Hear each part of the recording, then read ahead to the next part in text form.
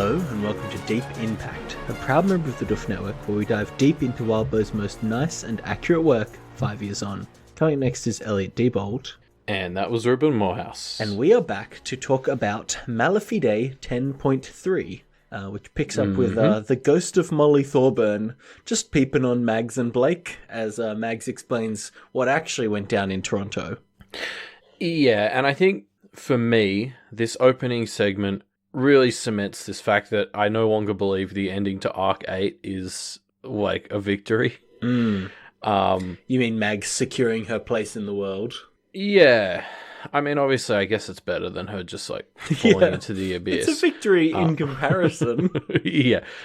Relative victory, sure. But, like, there was really a sense of, at the end of Arc 8, it was a real, like, fuck yeah moment. Yeah, I guess that's happened a few times throughout the story, where there's been a moment that's kind of like a badass victory, but it's only really a victory in context, and when you consider the wider scope of the situation, there's still a long mountain to climb. Well, what I kind of like about the Mags one is I think we made a lot of references in Signature to it having a bit of a fairy tale thing, and there's this nice little inversion of she's not just living happily ever after. Like, we really come to an understanding in this chapter of how tenuous her position is right now. Like she's really freaking out. At first, one of my first reactions was like, she's just freaking out about herself. Like, what a practitioner. You know, she doesn't even care about Molly in this situation. But then I was like, but then she sort of explains the situation more, and I'm like, okay, no, she's actually like, she's still walking the razor's edge. Whereas I guess because of the way we left off Signature, I was sort of operating on this sense that she was quite safe and in control now, and that's not the case at all from the looks of it. Yeah, definitely not. And she catches Blake up on what happened. That it was actually old Paddo in Toronto, not her. Yeah. And I like that. Obviously, we already knew this as the audience, and so Mags gets through it relatively quickly, and Blake is just quite accepting of it, which helps it go quick from a audience perspective. But when you think about it, the fact that Blake is completely kind of unfazed by this is a little bit unsettling, I suppose. We mentioned how we feel like Blake is getting number and number, and this chapter definitely hits that beat a few times. Oh, for sure. It's very strong in this chapter. Yeah, I agree. I think this works metatextually because obviously it's telling us information we already know. So it's useful for us as the readers to just have this sort of jammed in the middle of something because we already know it, and we're really only interested in Blake's reaction, which hits us because there isn't one. Yeah, he doesn't really react. He's just like, oh, yeah, okay. But I think for me, this really sort of, it felt so pacty, so practitioner-y. Like, Mags had the chance last chapter multiple times to tell this to Blake in a calm, controlled manner where she could really like let him know on her own terms, and instead now she has to rush it because she left it too long and now it's an emergency. And I mean, like, this is exactly what Blake was talking about with Black Lamb's blood and all the demon stuff. It's like, people are just sitting on shit in this world until it's an emergency, and this is a microcosm of that exact phenomenon. Yeah, it's a pretty great example of it, isn't it? I want to read out a line here which I quite like. Blake's response to Mags telling him about, it being Podrick is, "I get it," I said. My mind ticked over every scene, every doubt I'd had. Not a possessed human, but a human mask stretched over an other, which is a very fun realization for Blake to have, because this does sound exactly like him. Yeah, it's a nice little food for thought moment for Blake as he comes to realize that what he didn't like about Podrick was that Podrick was doing what he was doing. Yep. Yeah, it is a nice little connection that's made by the story in that line. Yeah. So Mags and Blake kind of walk away from Molly's ghost to try and figure out an action plan, but as Mags kind of freaks out a little bit more, they realize Molly has followed them. Yeah, I love how this magnifies sort of the stakes. Like, it was already Mags freaking out, but it was like, okay, we can recover. We're just going to take a step back, and Blake's going to be, oh my god, she's following us. Like, and the Molly ghost has done fuck all since Molly was killed. So it really feels like something has sort of switched, and like, something is happening. Like, there is this sort of sense that this isn't just like, oh no, she's following us. It's like, okay, the rules have changed, and that's terrifying. Yeah, and Molly's ghost continues to escalate throughout this entire chapter, right? Yeah. Getting more and more active. And Blake, Blake, you know, for his part, doesn't really help with that. I mean, he kind of plays into it a little bit at the start here. He kind of is like chit-chatting to Molly's ghost and like relating to her and empathizing with her and kind of feeding what I would describe as feeding energy to her through his conversation, which I don't think is very helpful in this situation. Well, I guess that depends on whether you want Molly back or not. Well, sure, but this isn't Molly. This is Molly's ghost. Well, so that's the interesting thing. There's sort of two angles you can take for this, right? You can either say, oh, look, this is old Blake. It's what he did with June and Leonard. He's treating her like people. Yep. Or you can look at what happened last chapter and say, or you can look at what happened last chapter and say, oh, Blake is just hanging out with more of his like other friends because he's not a human anymore. I'm going to stick to the first one because I think it makes more sense and it makes me happier. Yeah. But I mean, yeah, you're right. He doesn't really join in with Mags's panic for this. He starts instantly kind of talking to Molly as if she's quite sentient. Yes. And she shows varying degrees of that as the chapter goes on. But yeah. Yeah. This is... Mags is really freaking out, and the reason for this she kind of explains, because she kind of is realizing that she is possibly playing a part in bringing 2 Thorburns back from the dead, and kind of explains blood, fire, and darkness to Blake, and the fact that this seems like a pretty ripe candidate for a real blood, fire, and darkness. Yeah, so again, another load of important information dumped during like the middle of a disaster. Yeah. I mean, I guess I was just happy Mags is talking to someone about this now, though, because like most of Signature was defined by Maggie / the girl in the checkered scarf / Mags just internalizing all of this and not having anyone to talk about it with. Yeah. But now she's got a friend. Yeah, exactly. Like, I kind of just wish Blake was the sort of person who could just be like, no, you know what? I'll just hang out with you and join your neutral party. You can bind me or whatever, and let's just hang out. Mags only talks to dead Thorburns, really. Yeah. I hadn't made that connection. That was pretty good. But I mean, you know, I mentioned this in Signature. She's freaking out because everyone's gonna be like, "Oh, you brought back 2 Thorburns." When she was doing her denaming ritual, like she named Blake and Molly as 2 of her connections. Yeah, like, you know, they're already there in her declaration of her being the neutral party. She already kind of aligned herself with these 2. Yeah, I don't know. Yeah, I just think like she's kind of already crossed that bridge. Yeah. I mean, yeah, and I hate how people are lumping Blake in with Rose because that's so not like where he's at right now. Like, yeah, you could it's not like you they're could try and images of each other or something. Well, I mean, they're not acting like it anymore. Or no, actually, they are acting like it because they're complete opposites right now.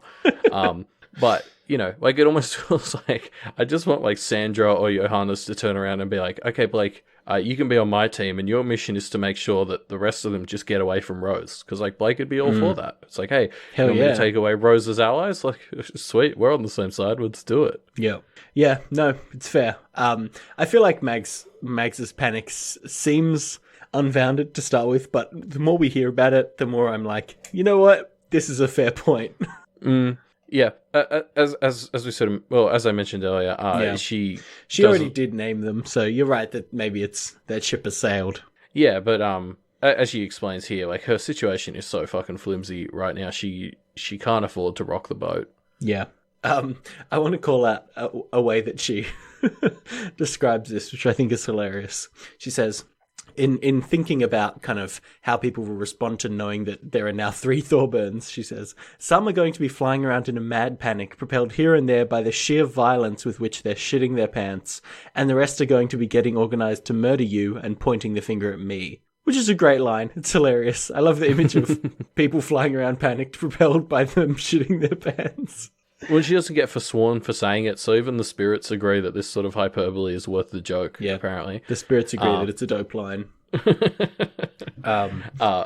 Yeah, I mean, so I think like the one sort of other interesting thing here is Mags has brought up the fire, the blood, the darkness, and sort of said, you know, so we can't let things get too bad here because if I'm in the middle of it, it'll get even worse because of that prophecy. It's like, but she set herself up as the middleman, the ambassador, the messenger in the middle of this fucking war for the lordship. Like, what does she think's gonna happen? Yeah. Like, honestly, like this seems like a really fucking bad situation for her to be in. She talks about how this is the best spot for her to be, and I'm like, well, no, the best spot would for you to be like away from this, not in the middle of it. Yeah. I wonder if there's a less politically charged town that she could have set herself up as the ambassador of, maybe.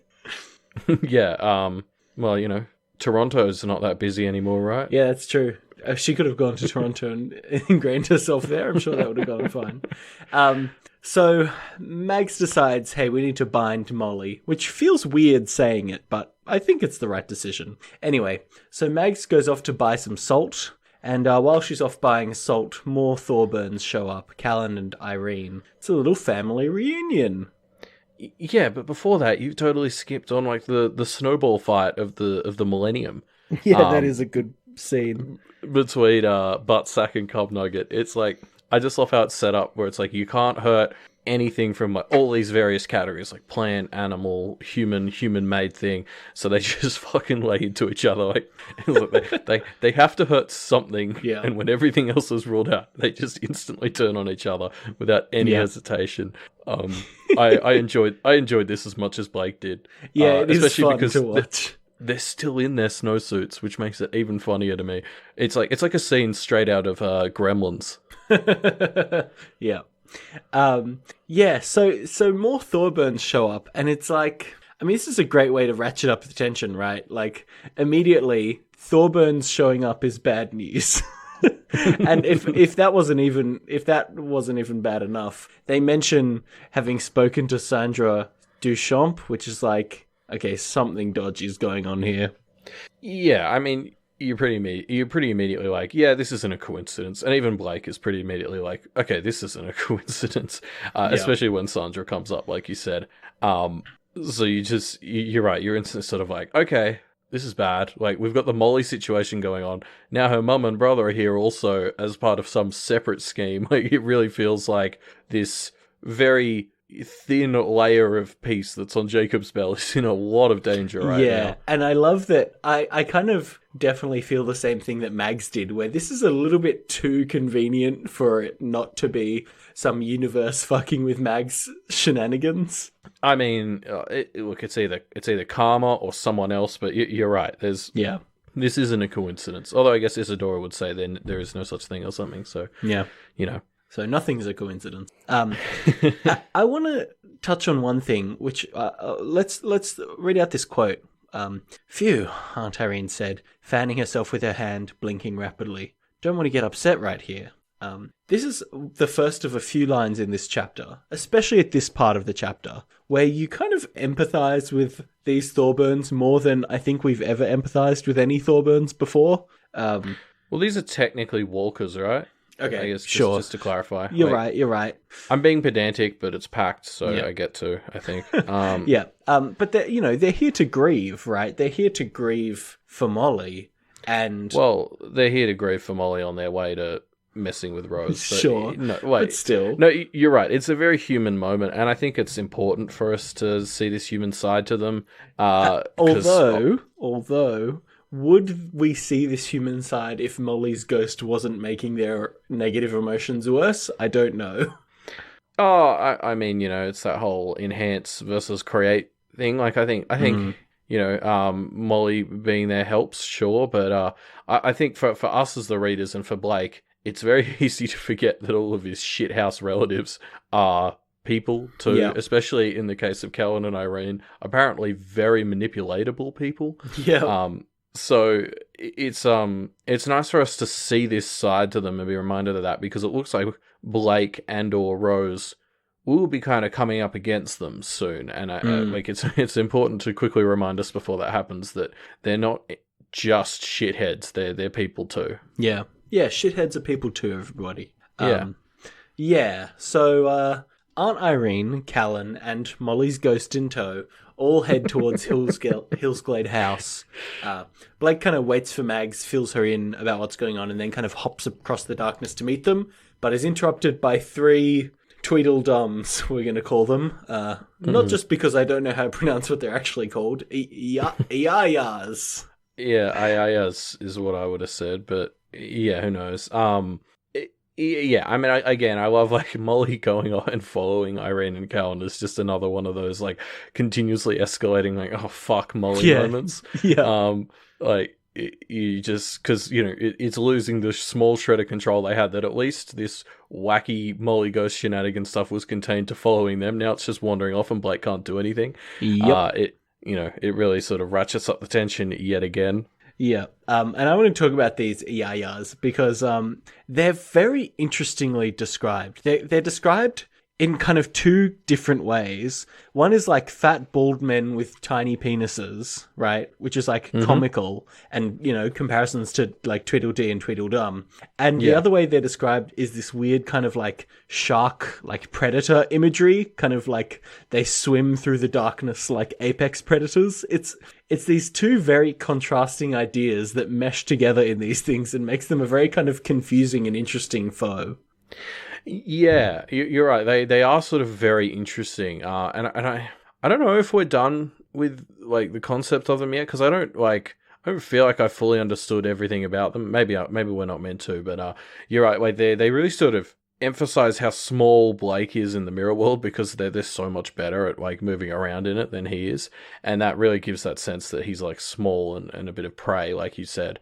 But also the way they coordinate and stuff really isolates how small and alone he is in this world. Yeah, they're very coordinated as well. It's like it's very interesting. It's a very interesting contrast of their like traits. I don't know. So they attack Blake, these Yayas, but he cuts them up, or cuts one of them up pretty badly. Enough that if he kind of threatens to kill this one and the other two back off. Mags turns up and keeps panicking because these three are three of Johannes's allies, and hurting them is basically, seems like it's kind of an act of war. Even though, I don't know, it was self-defense. It feels like Blake, should be let off the hook for this, which he eventually is, I suppose. Yeah, I was about to say Faisal pretty much agrees with him when he says that. Yeah. So, yeah, I mean, this is the point in the chapter where I just started to kind of feel sorry for Mags. Like, she just wanted a quick chat with Blake, and it's turned into a fucking disaster because it's Blake. So, I mean, it's interesting because he starts off with these three come up to him and he's like, oh, don't fuck with me or I'll fuck you up. And I was sort of like, oh, well, I guess it was worth a shot to try and bluff them. But then he actually kind of does it. Yeah. And I couldn't help but feel that, this is a bit of the spirits. Maybe, he's falling into that sort of mindset of just claiming stuff because it worked to get him out of right? He's really stepping into that, like using the dramatics to enhance his stuff without even kind of consciously doing it anymore. Like there's at no point that he thinks that he's putting it on. He's just doing it. Yeah, you're right. I'm actually surprised by how cleanly this all resolves. Like if Blake still had the Thorburn bad karma, there's no way Faisal would just be like, yeah, you're right. It was self-defense, and here's a few favors in exchange, right? Like, I don't know. I kind of feel like Mags's blood, fire, and darkness is making things go badly, but we kind of see that things don't always have to go terribly for Blake now that he doesn't have this shitload of karma weighing him down. Yeah, it is a little bit different, isn't it? Things don't have to constantly escalate and get worse until he's dead. Yep. He can talk things down, through the help of a incredibly shifty angel, but we'll get there. Yeah, sure. So Faisal rocks up. Faisal appears and he and Blake kind of start bargaining, right? And Faisal offers Blake his mortality back. Like he basically offers him a Control Z on this whole story. Well, I mean, he gives him two options, and they're both equally fantastic for different reasons. Like it's a real smorgasbord of great options. Yeah, basically more or less what Blake has kind of wanted this whole time, which is an out.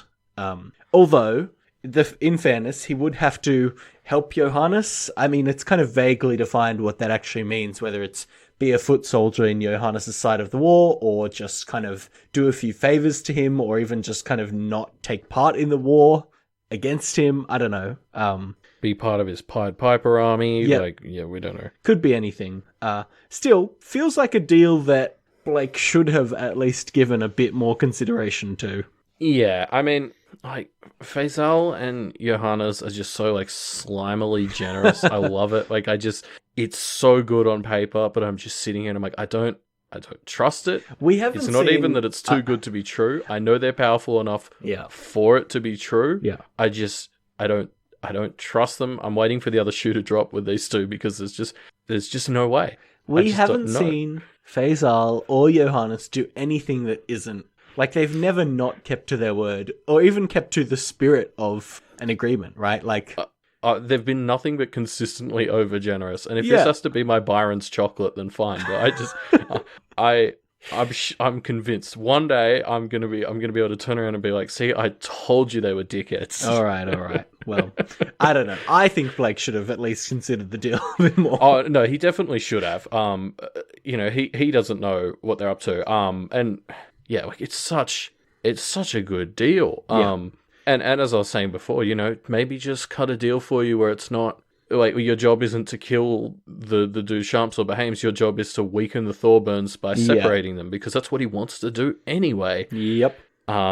It's weird that he doesn't take it, right? It's like it's weird enough that you're kind of like, something's up with Blake. The fact that he doesn't consider it that much, it felt to me like my gut instinct was, this is almost him following that programming that he has to be super loyal and stuff, like assuming that it is something that was sort of programmed into him, because it's the thought of Ty, Tiff, and Alexis that pretty much makes him say, oh, I can't not be with them, so I have to turn it down. And I mean, that's sort of an interesting, it's because we see Blake kind of leaning into his otherness a fair bit in this chapter, and most of the time I'm like, oh, this is bad, he's just turning into a monster. Yeah. Whereas this is the one where I'm like, I mean, I guess this is a good part of your, like, programming to lean into, but, like, what a weird place to do it, Yeah. Like, it's like the good thing he does, but in possibly the worst place. Yeah, I don't know. It makes me feel like Blake's, like, I don't quite get the connection, but it does make me feel like Blake's slipping down the other path is a little bit too much, if he's not even considering, like, literally the thing that he kind of has wanted the whole story. Anyway. Yeah. So Blake says no, unfortunately, but still gets some favors out of this. Instead of having his life back, he, gets a few things in the future from Johannes / Faisal. And with these favors up his sleeve, he heads off to the Hillsglade house, where Rose is in heated words with Irene and Callan. Yeah. So again, just before we move away from Faisal, I don't trust these offers at all. Even these smaller ones, like, I think they say he'll leave better, healthier, and happier than when he goes in. But like, what's the metric for that? Like, you could brainwash him to be happier. Is that a good thing? Yes, Elliot. We get that you don't trust Johannes. This exact situation happened with Mags, or she was the girl with the checkered scarf back in Arcade. Yeah. Where she made a deal that could have totally been abused by Johannes, right?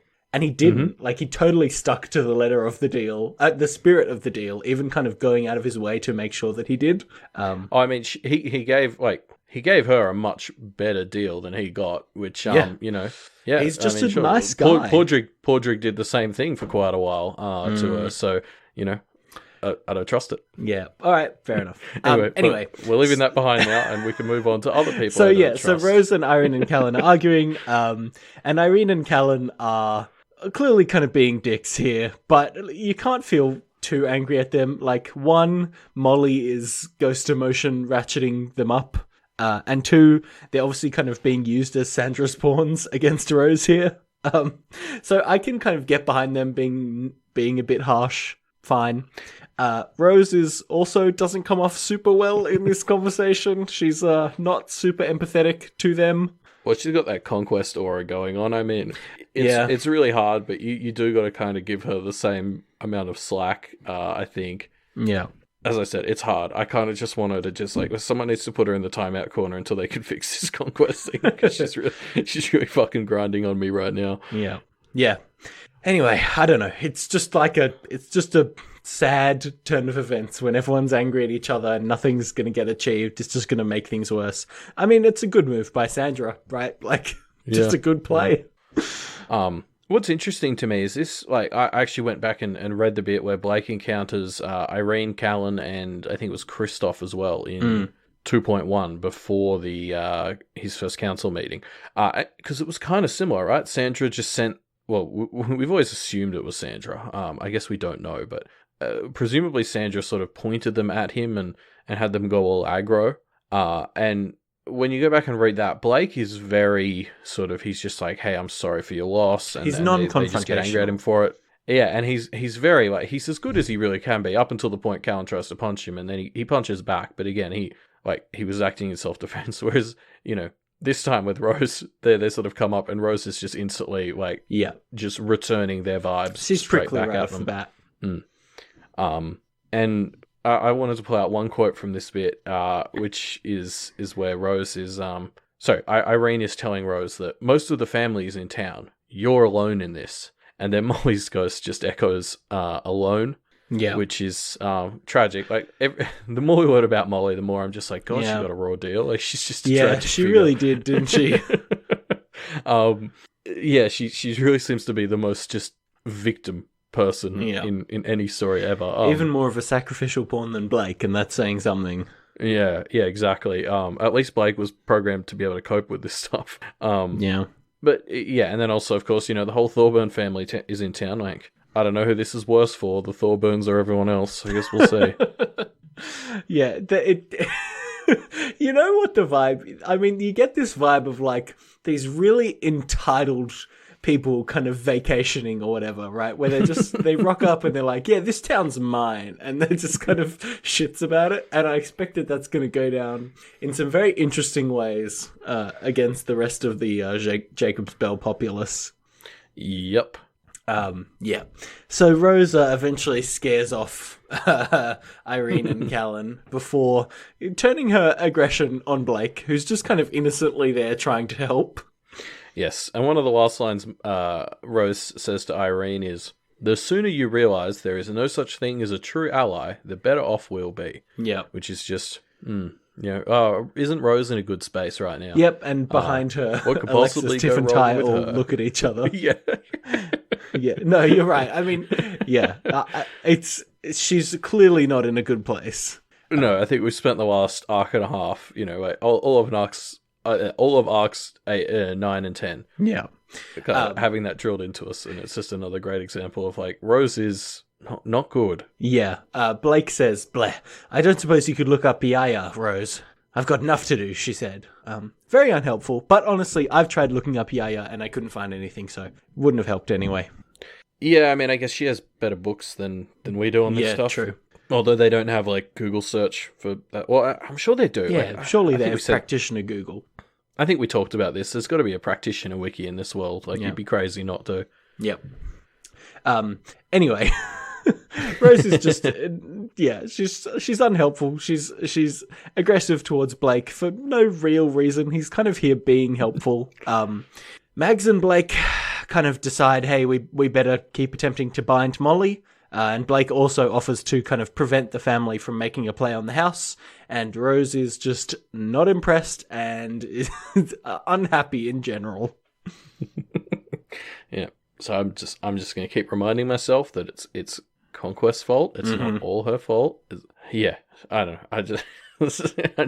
She's so enjoyably aggravating right now, Rose. Like, I can't wait to see how this sort of develops with Blake trying to help her and the others while she's just being so difficult. Yeah. And we get towards the end of the chapter with Blake saying to Mags, don't say that. That's a bad omen. And Molly chimes in, there are bad omens everywhere.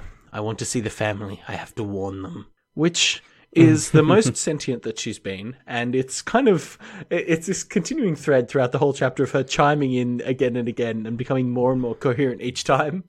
I don't know, it's like I love the vibe of her becoming more and more real, and the fact that Molly saying such a coherent sentence unsettles Blake is a great way to hint at what presumably is going to be coming up next, where they have to deal with a stronger Molly ghost.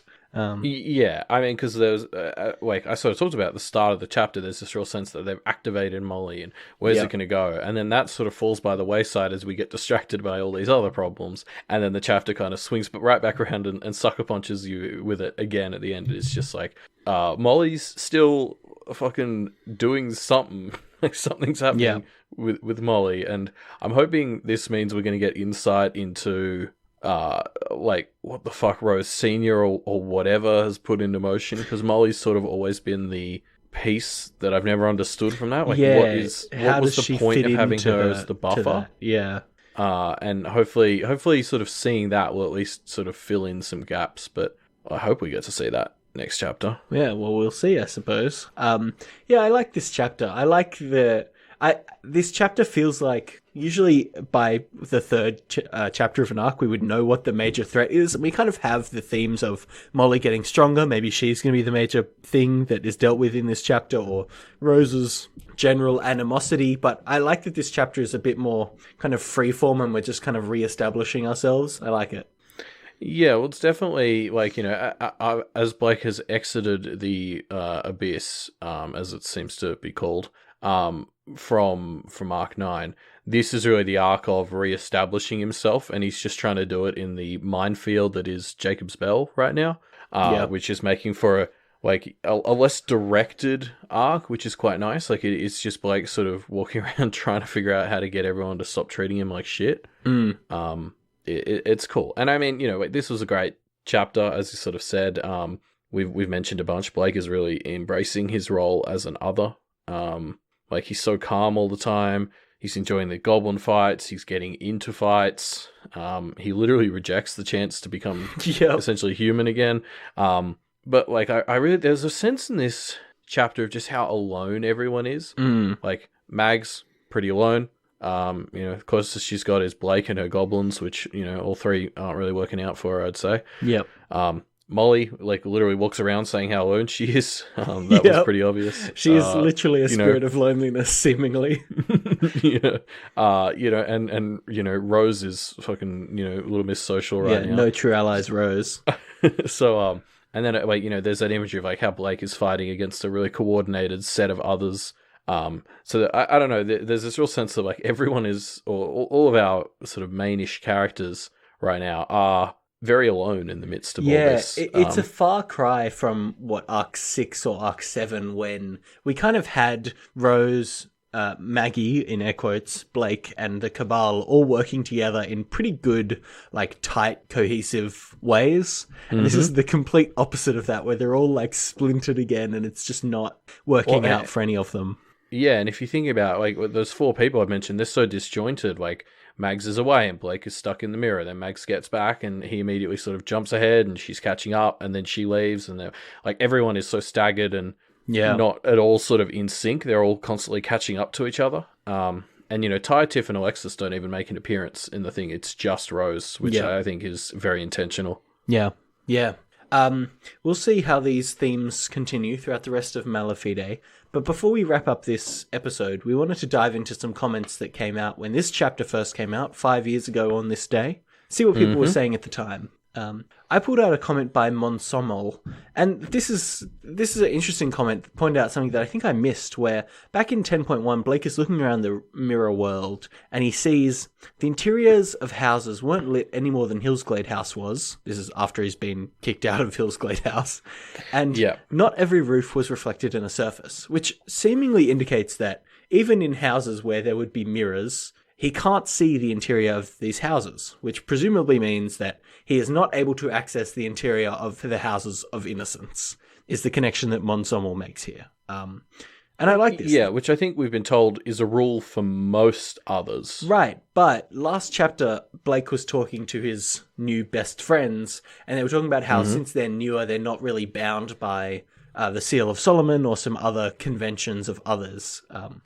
I like that Monsomol pulled this out and said, well, even if Blake is becoming more of a monster, he still can't go around murdering innocent people. So that's good. So, yeah. Well, at least he still can, but it's going to be harder. Yeah, he has to do it outside.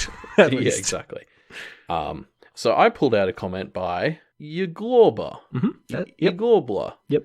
I'm sorry for but you made a name that's hard to pronounce. So Uglorba sort of points out that the barber, we've talked a lot about like Barbatorum and how it might have been involved in the Blake and Rose situation. Uglorba points out that, like, what if the barber was also used to cut Molly off from the afterlife? Because as she's getting more and more sentient, like, she's maybe approaching that point where you can say she's like almost more of a soul like Evan, and so maybe this is something that was, because again, I keep coming back to this point that it kind of feels like Thorburn coming in proximity to her is sort of what activated her. And I guess we'll see, but I do like this idea, and especially because it spawned a little debate in the comments about whether or not this was a good thing to cut a Thorburn off from the afterlife, because like we've been told pretty explicitly that a Thorburn heir is not destined for a good afterlife, so arguably cutting them off from it isn't necessarily a bad thing. Yeah. I mean, we don't know enough about the implications of being cut off from it to say for sure, I guess, but it's an interesting argument. When we first learned that Barbatorum can cut people off from the afterlife, that felt like something that was it felt so different to the other things that we would learn that it kind of stuck out a bit. So maybe maybe this is the payoff for that. Maybe Molly is some kind of super soul ghost that's cut off from the afterlife. I mean, because we know Evan was how he was because the hyena, or this is the theory Blake said, I'm pretty sure, was Evan was more than just a ghost because the hyena scared off whatever, Reaper was there to claim him. Yeah. Yeah.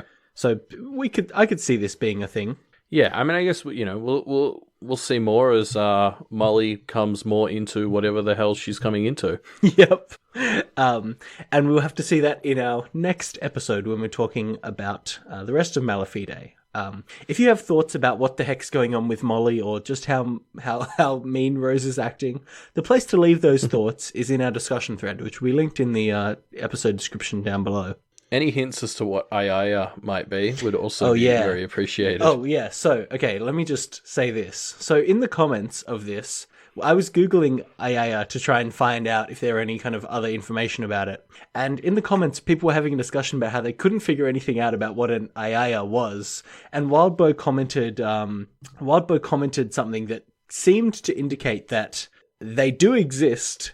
It's just that Ayaya is the way that the word is pronounced, not the way that it actually is spelled. So if you Google the right combination of letters, you might be able to find something about it. I couldn't find anything, but if anyone has any ideas on how that might be spelt, give it a shot. Let us know if you find anything. It's a very practitioner answer from Wildbow, isn't it? I mean, Wildbow is known for giving some of these kinds of answers. If you do find anything, the place to get in contact with us is through our Twitter. Tweet it at us at @MediaMDPodcast. Yes. And as we like to say, there's more to life than Pact, and you can find the rest of it at doofmedia.com. Yep, but not more to life than other Doof Media podcasts. Well, no. Yeah. And if you head over to doofmedia.com, you can finally see the new launched What You Say, which is the new name for Vow to You when they're talking about the OC. The first episode of that has just come out yesterday, so check it out and hear what they say. Wait, Elliot, do you hear that? It's back. What you say? Oh, it's a newest Doof show. It's got Annalise, what you say? Oh, could it be Doof's best? Of course it could, what you say? Oh, it's just what we need. Episode by episode media discussion. Oh, add another one to the list.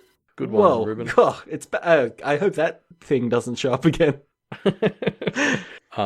Anyway, so, check out What You Say on doofmedia.com. Yeah, and when you go and check out What You Say and you fall in love with it, what you want to do after that is head to patreon.com/doofmedia and, throw some money Scott and Elise's way and in the way of the whole Doof network, because it's our patrons that really sort of keep all of the content from Doof Media alive. Yeah. To all our great patrons, why not think about, if you're in a financial position to do so, upping your pledge. We've introduced more shows to the network recently, and that means that the money is spread more ways, which is good, but also means that we want to increase the amount of pledges that we're getting so that we can keep doing cool things. So, and we've just revamped all of the Patreon tiers, so there's tons of cool new benefits. So go check them out. Yes, especially if you were previously pledging at maybe $1 or $2 a month.